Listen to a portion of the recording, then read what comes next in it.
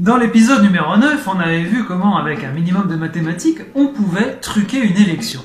Mais les mathématiques peuvent aussi servir à définir ce qu'est la démocratie.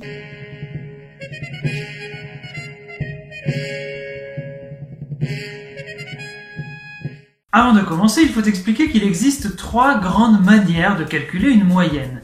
La moyenne arithmétique, la moyenne géométrique et la moyenne harmonique. La moyenne arithmétique est évidemment la plus connue, c'est celle qui consiste à additionner par exemple des notes et à diviser par le nombre de notes pour obtenir la moyenne qu'on appelle arithmétique. Si le fait de comparer des moyennes mathématiques à des types de gouvernement remonte à Archytas de Tarente, Platon puis Aristote en seront des points très importants en philosophie politique.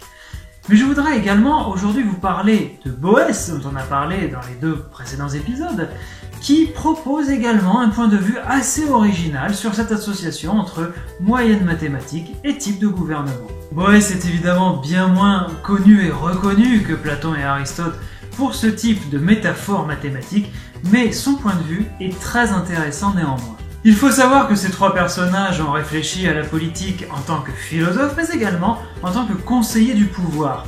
Platon avec le tyran Denis de Syracuse, Aristote avec Alexandre le Grand dont il était le précepteur, et enfin Boès avec Théodoric. Pour Aristote, la moyenne arithmétique correspond à la justice démocratique. En effet, chaque citoyen a un même poids dans l'élection. Pour Platon, en revanche, la moyenne arithmétique, donnant un poids égal à des gens qui ne sont pas tous aussi compétents pour prendre une décision, est l'injustice absolue. Car, dit-il, entre des choses inégales, l'égalité deviendrait inégalité sans une juste proportion.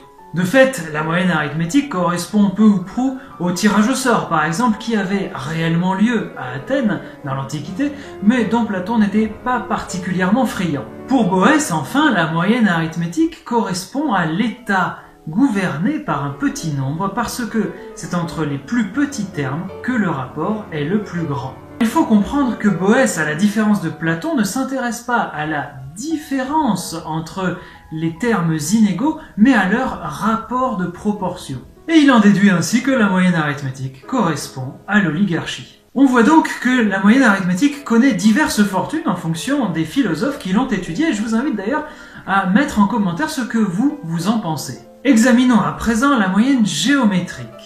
Alors, pour comprendre comment elle fonctionne, il faut d'abord se dire qu'on ne cherche pas un terme médian au sens de la différence, mais au sens de la proportion. Ainsi, entre A et B, la moyenne géométrique sera le terme C tel que A divisé par C soit égal à C divisé par B, ce qui nous donne C au carré égale A fois B, ou encore C égale racine de AB, ce que l'on peut également noter d'ailleurs, C égale AB puissance 1/2. Et vous voyez d'ailleurs que pour passer de la moyenne arithmétique à la moyenne géométrique, il suffit de transformer l'addition en multiplication, et la multiplication par 1/2 en puissance 1/2. Pour Platon, la moyenne géométrique est celle de la justice politique, que Zeus connaît et que les êtres humains oublient trop souvent. Proportionnant ainsi les honneurs au mérite, elle donne les plus grands à ceux qui ont plus de vertus, les moindres à ceux qui ont moins de vertus et d'éducation, et à tous selon la raison. On comprend bien sûr que pour Platon, il s'agit là de défendre le gouvernement oligarchique. Pour Boès, en revanche, la moyenne géométrique est celle de l'état démocratique dans lequel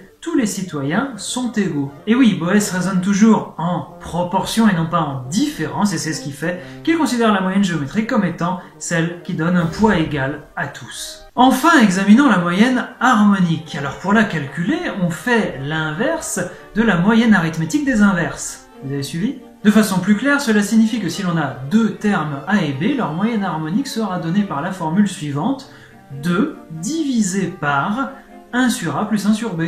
Dans le cas de deux termes strictement positifs dont on veut faire la moyenne, il existe une relation entre les trois types de moyenne qui est tout simplement racine de AH égale G, où A est la moyenne arithmétique, H la moyenne harmonique et G la moyenne géométrique. Petite formule sympathique, d'autant plus que ce sont mes initiales. Pour Boès, la moyenne harmonique correspond à l'état des meilleurs, parce que la proportion la plus grande s'y trouve entre les plus grands termes. En fait, elle correspond grosso modo à ce que Platon visait avec sa justice politique issue de la moyenne géométrique. La divergence entre Platon et Boès vient à nouveau évidemment du fait que Platon raisonne en différence et Boès en proportion. En tout cas, pour Boès, il s'agit là de l'oligarchie. Alors, justice ou injustice, démocratie ou oligarchie, à vous désormais de savoir quelle moyenne et quel gouvernement vous préférez.